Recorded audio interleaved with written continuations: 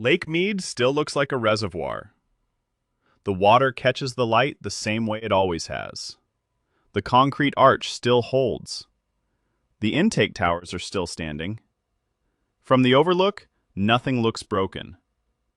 But the waterline tells a different story. There is a white mineral ring on the canyon walls above the current surface, a bathtub ring of bleached rock that marks every foot the lake has retreated. That ring is not a cosmetic detail, it is a measurement.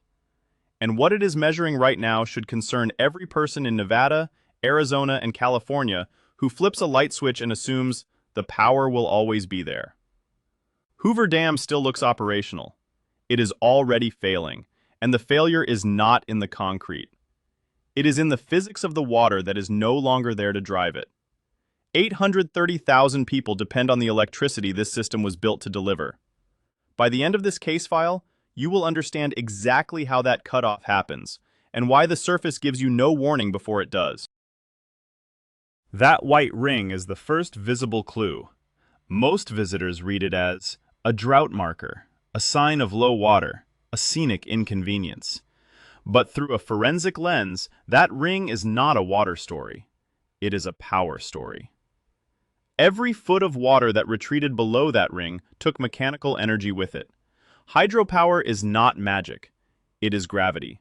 Deep water is heavy water, and heavy water falling through a penstock at high pressure spins a turbine with enormous force. Shallow water falling through the same penstock at lower pressure spins the same turbine with less force. The physics does not negotiate. The energy is either there or it is not. And right now, a measurable, quantifiable portion of it is not. We view Hoover Dam as a monument to engineering permanence. It has stood since 1935. It survived the construction era. It survived the Cold War. It survived every drought on record. But through a forensic lens, Hoover Dam is not a monument. It is a pressure-dependent machine, and the pressure is leaving. What looks like a standing structure is actually a system in slow mechanical retreat, and the retreat has already crossed thresholds that most of the people who depend on it have never been told about. Start with the number that should be on the front page of every utility report in the American Southwest. Hoover Dam's official nameplate capacity is 2,080 megawatts. That figure appears in federal documents, utility contracts, and grid planning models. It is the number engineers designed the system to produce at full reservoir. But full reservoir requires Lake Mead to sit at its maximum elevation of 1,220 feet above sea level. Lake Mead has not been at full pool since 2000. At the current operating elevation of roughly 1,051 feet, the dam's measured generating capacity has dropped to 1,304 megawatts. That is not a projection. That is not a worst-case scenario. That is the measured output at current conditions. The gap between those two numbers is 776 megawatts, the equivalent of an entire utility-scale power plant that has simply disappeared from the grid. Not decommissioned, not shut down for maintenance, just gone, because the water that used to be there is no longer there to push the turbines hard enough to produce it. This is exactly what that symptom means when you see it in a hydropower system. The bathtub ring is not just marking where the water was, it is marking where the energy was. Every foot of that exposed white rock represents pressure that no longer exists in the penstock, torque that no longer reaches the turbine shaft, and megawatts that no longer reach the grid. The mechanism is direct and linear. Lower water elevation means lower hydraulic head. Lower hydraulic head means lower turbine output. There is no engineering workaround that changes this relationship. The only variable that matters is the elevation of the water surface, and that elevation has been falling for more than 2 decades. But the deeper problem is not just what the water level has already taken. It is what the water level is doing to the machines themselves. Hoover Dam's original turbines were designed to operate within a specific range of hydraulic head, the pressure differential between the water surface and the turbine intake. When the water level drops below that design range, the turbines do not simply produce less power. They begin to operate outside their mechanical design envelope. At reduced head, the flow patterns inside the turbine change. Pressure fluctuations increase. Vibration levels rise. The bearings and runner blades experience stress loads they were never engineered to handle over long periods. This is not a theoretical concern. Engineers have documented increased mechanical wear on legacy turbines operating at reduced head conditions across multiple Western reservoirs. The turbines are not breaking today, but they are accumulating damage. And accumulated damage in a hydroelectric turbine does not announce itself gradually. It announces itself as an unplanned outage. Hoover Dam has 17 main generating units. 12 of those units are older legacy turbines, the original equipment, the machines that have been running since the mid-20th century. Those 12 turbines are the most mechanically vulnerable to low-head operation. Now consider what happens if dropping water levels and accumulated mechanical stress force those 12 legacy units offline. The output does not drop proportionally. It collapses. If the 12 legacy turbines go offline, the dam's total generating capacity falls to 300. And 82 megawatts, 382 megawatts from a system rated at 2,080. That is less than 1/5 of the dam's nameplate capacity still functioning. The total loss from nameplate in that scenario reaches 1,698 megawatts. That is not a failure of one component. That is the near-total functional collapse of a system that the Western grid has been treating as reliable baseload power for 90 years. Look at what that means for the utilities on the other end of those transmission lines. The dam's electrical output is divided between 3 states under strict long-term federal contracts. Arizona receives a portion. California receives a portion. Nevada receives a portion.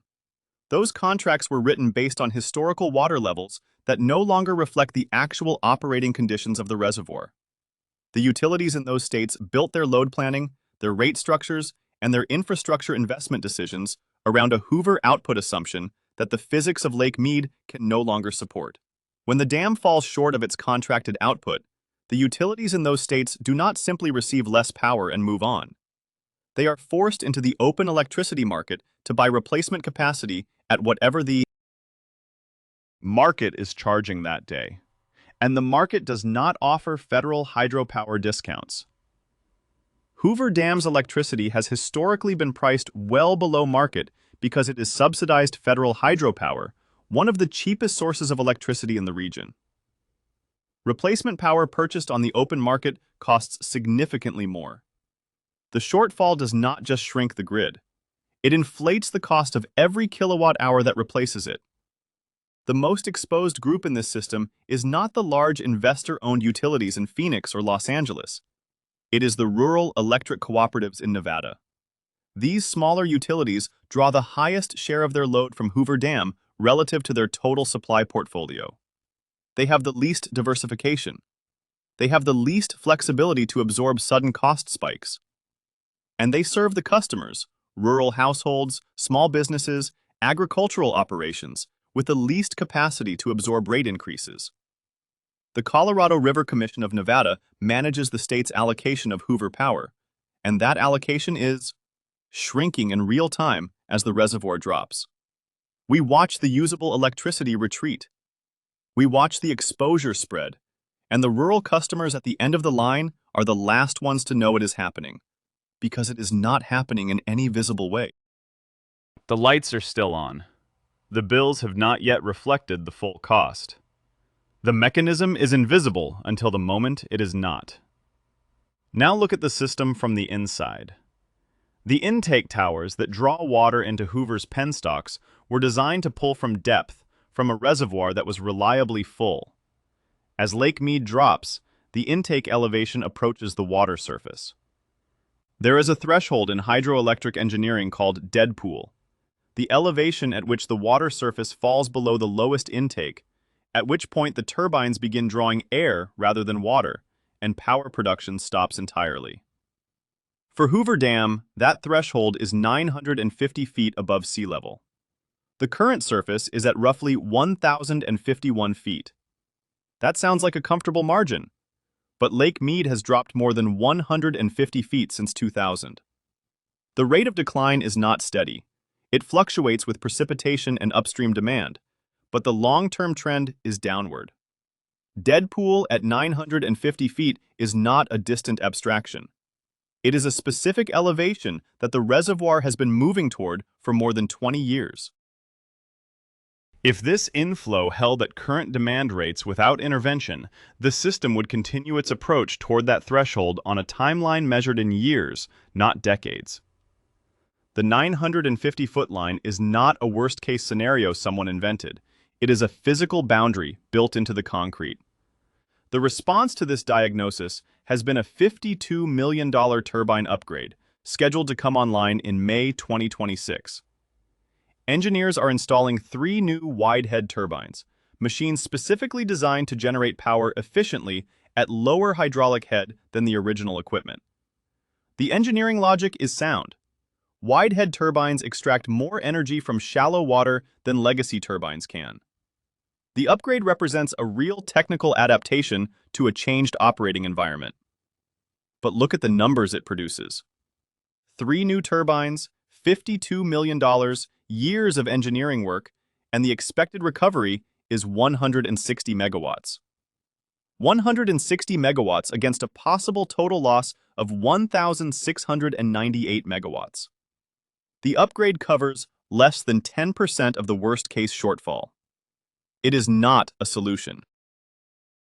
It is a patch applied to a system whose core problem, the elevation of the water, the turbines cannot address at all. The wide-head turbines will help. They will not reverse the direction of the trend.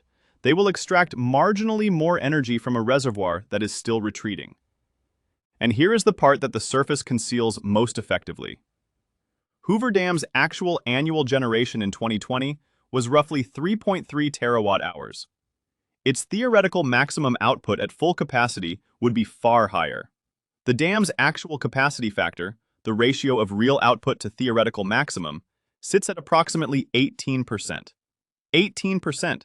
This is not a dam running at full power with a few problems. This is a dam that has been operating well below its design potential for years, and the number has been drifting lower as the reservoir retreats. What looks like a functioning dam, the concrete standing, the turbine spinning, the lights on in Las Vegas, is actually a system already operating in a degraded state that most of the people depending on it have never been asked to think about. The calm surface is not evidence of health. The calm surface is the most advanced form of the problem, because it prevents the urgency that the numbers already justify. You, the viewer, should watch 2 things in the years ahead. Watch the elevation gauge on Lake Mead. It is publicly reported and updated regularly. The critical thresholds are not secrets. 1,000 feet triggers operational restrictions. 950 feet ends generation entirely. Every foot between the current surface and those lines is a measurable reduction in the pressure driving the turbines. The second thing to watch is the replacement power cost disclosures from Nevada's rural electric cooperatives. When those costs begin to appear in rate filings, they will be the first visible evidence that the gap between Hoover's contracted output and its actual output has become large enough to show up in utility balance sheets. Those 2 signals, reservoir elevation and replacement power costs, will tell you more about the real condition of this system than any press release about infrastructure investment. The surface will look normal. The numbers will not. So here is the answer to the question from the beginning. This is how 830,000 people get cut off. As Lake Mead continues to fall, Hoover Dam's output shrinks below its contracted commitments, forcing the utilities that serve those people to replace federal hydropower with expensive market-rate electricity, and, if the 12 legacy turbines fail under low-head mechanical stress, the output collapses to 382 megawatts, triggering shortfalls large enough to destabilize supply for the rural and suburban customers least equipped to absorb the cost. That is not a projection. That is the system working exactly as it is currently built. Hoover Dam is not dead yet, but that is the point. The concrete is standing. The turbines are spinning. The water is still there. just lower than it needs to be. And that is precisely what makes the mechanism so difficult to read from the outside.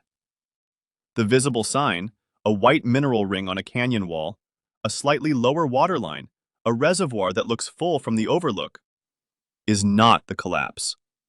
It is the symptom of the collapse. The 830,000 people who depend on this system do not see the hydraulic head calculation. They do not see the capacity factor trend. They do not see the gap between the contracted megawatts and the delivered megawatts. They see the surface. Now you do too. Thank you for watching this case file. I genuinely appreciate you being here. If this kind of forensic breakdown is useful to you, drop a comment and tell me which water body you want covered next. I read them, and they directly shape what gets built. The next case file is already in progress, and it is another system that looks intact from the outside and is already failing from the inside.